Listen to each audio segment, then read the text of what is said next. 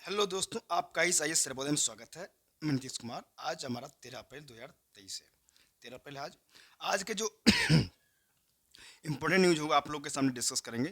कृपया आप लोग वीडियो को शेयर और सब्सक्राइब जरूर करें और आगे आने वाली जो नोटिफिकेशन होगा आपको आसानी से प्राप्त हो सके। अगर वीडियो अच्छा लगे तो आप जितना हो सके आप शेयर जरूर करें। इससे क्या होगा कि आपका आगामी जो एग्जाम होने वाले हैं 69 पीपीएससी के लिए आपको बहुत जो भी इंपॉर्टेंट न्यूज़ होगा पीटी मेंस और इंटरव्यू के स्तर पे आपको डिस्कस करेंगे हम लोग। आप उसको नोट करते जाएंगे ताकि आपको पीटी के हिसाब से या मेंस या इंटरव्यू के लिए बेहतर साबित हो। और वीडियो को शुरू से लास्ट तक जरूर करें और जितना हो सके आप लोग सब्सक्राइब करने का प्रयास करें, क्योंकि आप लोग ये शिकायत रहती है कि आप लोग चैनल को सब्सक्राइब नहीं करते हैं। इससे हमें मोटिवेशन प्राप्त होता है। अगर आपको अच्छा लगता है तो ज़रूर वीडियो को सब्सक्राइब करें और शेयर भी करें। देखिए, सुप्रीम कोर्ट का एक डिसीजन आया है कि पूरा फैसला तैयार किए बिना जज नहीं सुना सकते अंतिम निर्णय। मतलब ये जो है, ये सुप्रीम कोर्ट ने कर्नाटक में एक ट्रायल कोर्ट में जज को ये कहते हुए बर्खास्त करने का भी आदेश दिया है।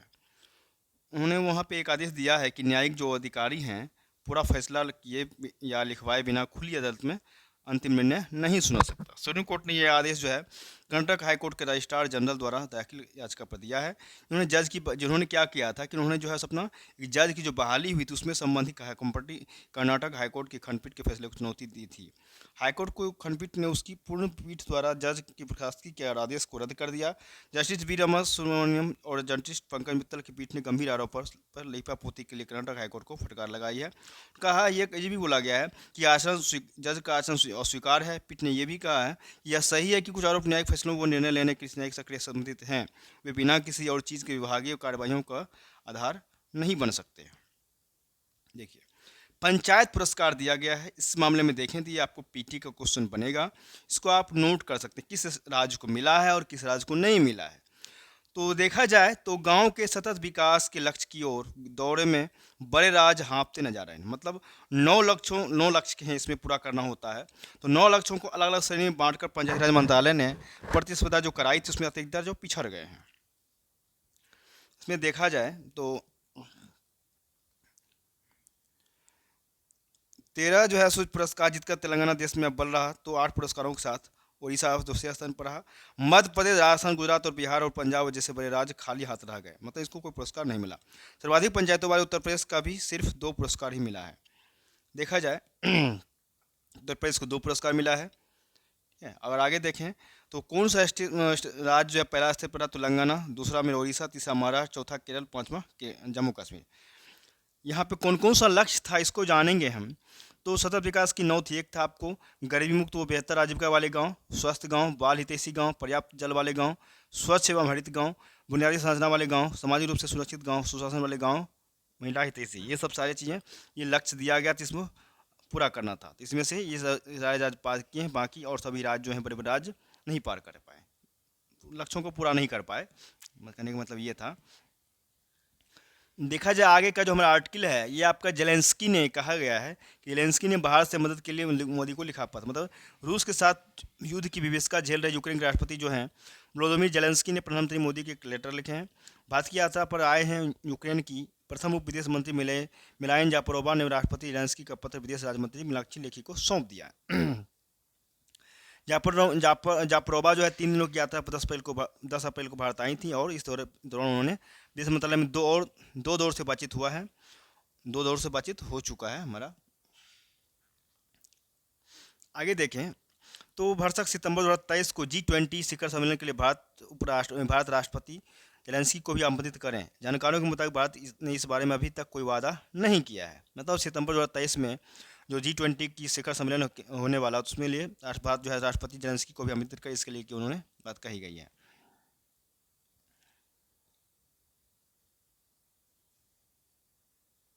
देखिए, यहाँ पे एक आपको अच्छा टॉपिक है, युद्ध के कारण समय से नहीं मिल पा रहे रूस से हथियार। मतलब नौसेना प्रमुख वाइस एडमिरल संजय महेंद्रू ने भारत के में सैन्य हथियारों के निर्माण पर जोर देते हुए कहा है कि रूस जो यूक्रेन संघर्ष ने रक्षा विनिर्माण के स्वदेशीकरण का भारत की आवश्यकता को रेखांकित किया है। ये दोनों देशों के बीच 1 साल से ज़्यादा समय से जारी युद्ध के कारण रूस से मंगाए जाने वाले महत्वपूर्ण उपकरणों की उपलब्धता में देरी हो रही है। उन्होंने ये भी बात कहा है कि इन उपकरणों की उपलब्धता पर इसका नुकसानदेह प्रभाव पड़ा है। देश की सुरक्षा को उच्चतम स्तर पर बनाए रखने के लिए रोजाना के कामकाज में कई महत्वपूर्ण कार्यक्रम इस स्थिति से बाधित हो गए हैं। ऐसे में हमें अपने इनके स्वदेशीकरण की अहमियत समझनी चाहिए। उसने ये भी कहा है कि रूस पर अमेरिका और यूरोपीय संघ द्वारा लगाए गए आर्थिक प्रतिबंधों ने भारतीय सैन्य बलों के लिए उपकरणों की उपलब्धता की समस्या को और बढ़ा दिया। उन्होंने कहा कि दुनिया के सबसे बड़े रक्षा आयातकों में से एक भारत इस तथ्य से अवगत है कि उसे संघर्ष से पहले ही बाहरी स्रोतों से रक्षा खड़ी से बाहर निकलने की ज़रूरत है। देखिए डॉक्यूमेंट्री वाला इसके बारे में मैंने कल डिस्कस भी किया था। बीबीसी जो डॉक्यूमेंट्री वाला जो है ये द भारतीय कानूनों का करेंगे पालन, इसके बारे में कल डिस्कस किया था, आप उसको पढ़ लेंगे चाहिए। आवास योजना ने अनगिनत लोगों का जीवन बदल दिया। जो देखेंगे आवास योजना है क्या, इसके बारे में समझना जरूरी है कि प्रधानमंत्री मोदी ने सरकार की कल्याणकारी योजनाओं को लाभ लेकर अपना पहला घर बनाने वाली एक रसोईया एन सुब्बालक्ष्मी द्वारा उन्हें लिखा गया पत्र साझा करते हुए उन्होंने कहा है कि उनकी सरकार की आवास योजना ने अनगिनत लोगों का जीवन बदल दिया। सुब्बालक्ष्मी ने हाल ही में बचपन है तो इसमें है ये घर बनाया गया है। इसमें जो रिपोर्ट सरकार ने नहीं स्वीकारी उसके आंकड़े पर क्या भरोसा। मतलब धर्म परिवर्तन वाले दलित ईसाइयों और दलित मुसलमानों को अनुसूचित जाति वर्ग का आरक्षण दिए जाने की मांग पर सुनवाई के दौरान बुधवार को सुप्रीम कोर्ट ने मौखिक टिप्पणी कर कहा कि रघुनाथ मिश्रा आयोग की जो रिपोर्ट सरकार ने स्वीकार नहीं की है, क्या संवैधानिक सवाल करने में उन रिपोर्ट दिए गए आंकड़ों पर भरोसा किया जा सकता है। कोर्ट ने इस मामले में भी कहा है कि सवाल यह है कि क्या वह दखल देकर प्रेसिडेंशियल ऑर्डर में किसी को भी शामिल करने का आदेश दे सकता है। कोर्ट ने पूरे मामले पर विस्तार में सुनवाई का आह्वान बताते हुए केस को 11 जुलाई को लगाने का आदेश दे दिया है। इसके बारे में अगर समझेंगे आगे तो इसमें यह है कि बुधवार को जस्टिस एस के कौल की अध्यक्षता वाली 3 सदस्यीय पीठ ने दलित ईसाई और दलित मुसलमानों को एससी वर्ग का आरक्षण देने की मांग वाली लंबे समय से लंबी याचिकाओं पर सुनवाई के दौरान यह मुद्दा उठाया गया है। पीठ ने केंद्र सरकार का यह अनुरोध फिलहाल नहीं माना है। केजी बालकृष्ण आयोग जो है उनके निष्कर्ष आने तक कोर्ट मामले की सुनवाई को टाल दिया है। केंद्र की ओर से पेश जो एएसजी के एम नटराज ने कहा है कि सरकार ने पूर्व सीजीआई जस्टिस केजी बालकृष्ण की अध्यक्षता में नया आयोग गठित किया है जो अध्ययन कर रहा है क्या दलित ईसाइयों और दलित मुसलमानों को एससी वर्ग में शामिल किया जा सकता है या नहीं। आयोग अभी आंकड़े एकत्रित कर रहा है, आयोग अभी आंकड़ा ही एकत्रित कर रहा है। आगे का जब अगर न्यूज देखेंगे जो इंपॉर्टेंट न्यूज होगा कि देश में पहली बार जो है नदी के नीचे चली मेट्रो ट्रेन। कोलकाता मेट्रो ने नदी के नीचे से पहला मेट्रो बुधवार को हावड़ा मैदान तक लेकर रच दिया है। भारत में यह पहली अंडर वाटर मेट्रो परियोजना, ये पीटी के लिए आपका इंपॉर्टेंट होगा। लंबे इंतजारों के बाद देश की पहली मेट्रो ट्रेन जो है गंगा नदी के नीचे से चली है।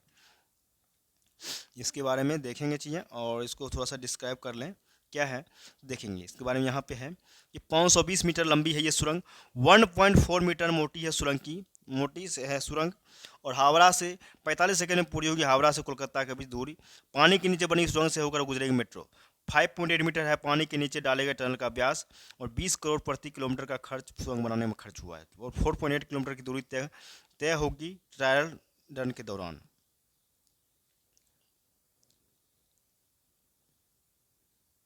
ये पीटी का क्वेश्चन आपका रहेगा।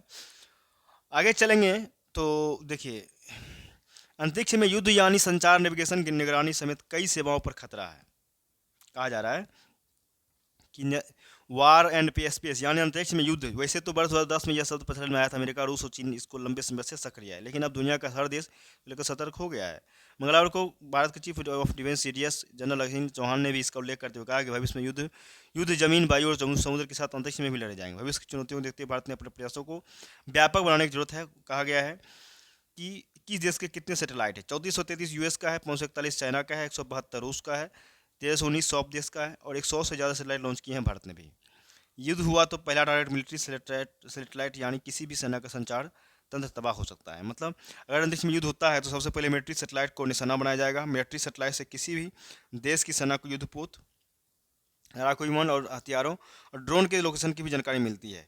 ऐसे में कोई देश सैटेलाइट को तबाह करने में कामयाब होता है तो लड़ाकू विमान बैलिस्टिक मिसाइलें काम करना बंद कर देगा उसका। ठीक है, ये सब चीज़ें इसमें दिया हुआ है। आगे देखेंगे दुनिया की गति को रोक सकता है अंतरिक्ष युद्ध। मतलब ये जो अंतरिक्ष युद्ध है, अंतरिक्ष युद्ध में युद्ध की आशंका हर कोई इसलिए चिंतित है कि क्योंकि यह दुनिया की गति को रोक सकता है। आजकल दुनिया की हर तकनीक जीपीएस, बैंकिंग और पावर ग्रिड सेटेलाइट पर निर्भर है। ऐसे में सेटेलाइट को नष्ट कर दिया जाता है तो उस देश की व्यवस्था ठप हो सकती है। यही नहीं यह सैन्य संचालन को भी प्रभावित कर सकती है। अंतरिक्ष कमांडर चेतावनी ये दिया है कि यदि अंतरिक्ष युद्ध ने उन उपकरणों को नष्ट कर दिया जिन पर अब दुनिया निर्भर है तो धरती पर जीवन वैसा ही नहीं रहेगा जैसे वर्तमान में है।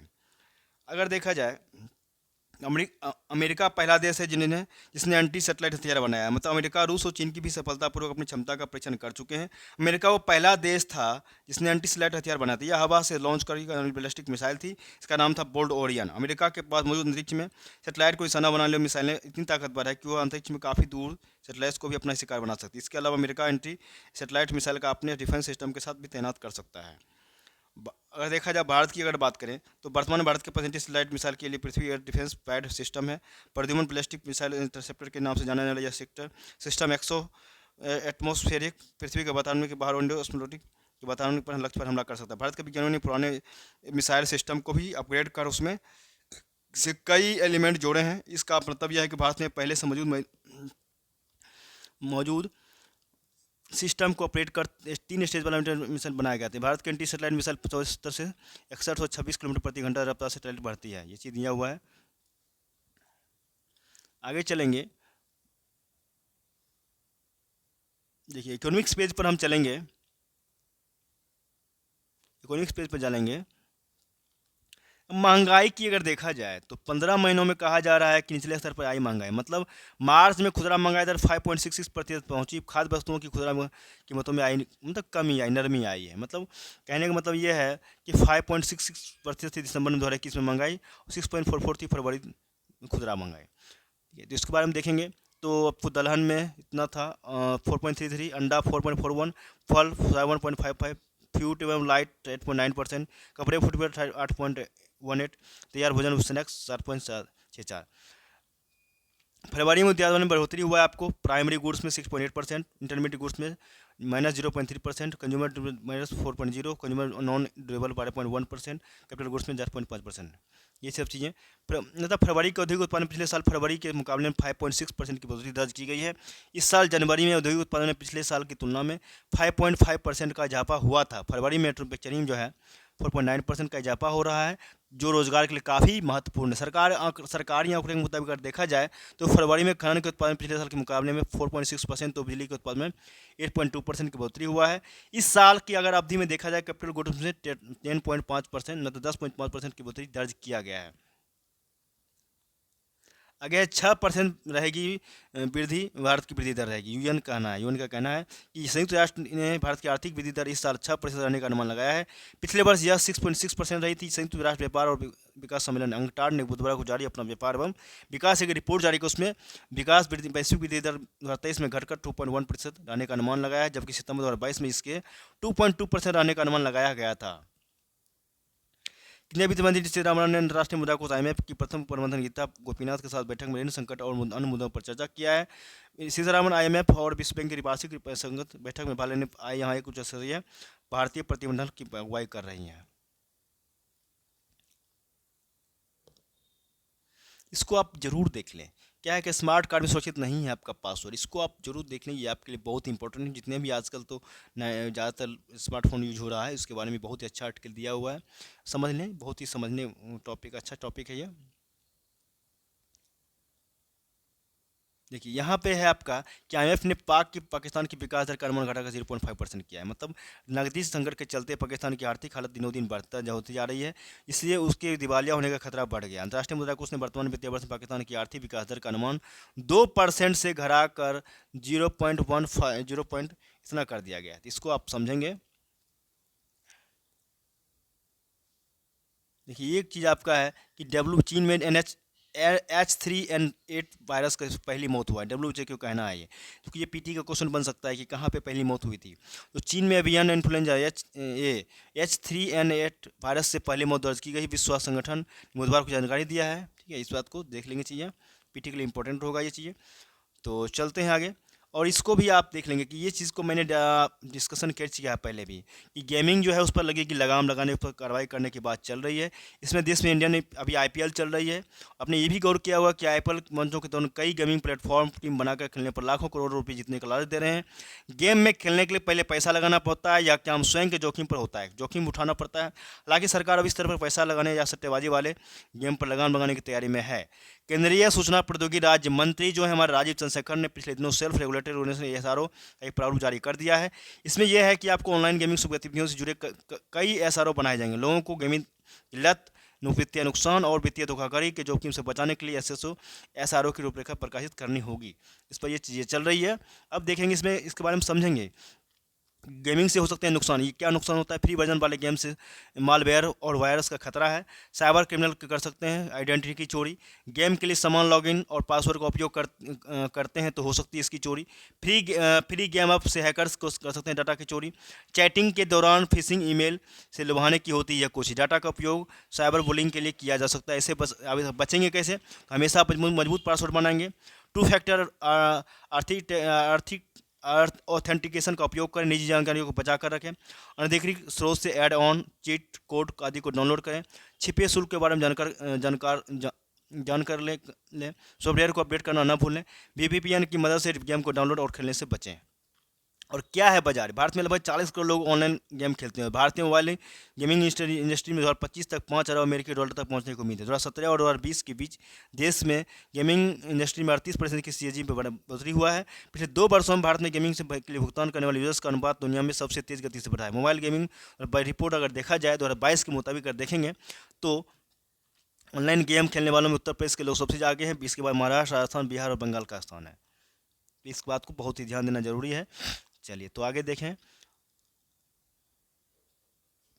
देखिए यहीं तक हमारा आज का टॉपिक था। तो आप लोग का यानी गुजारिश है कि अगर वीडियो अच्छा लग रहा है, आपको लगा है तो आप इसको वीडियो को शेयर और सब्सक्राइब जरूर करें और वीडियो को शुरू से लास्ट तक जरूर देखें।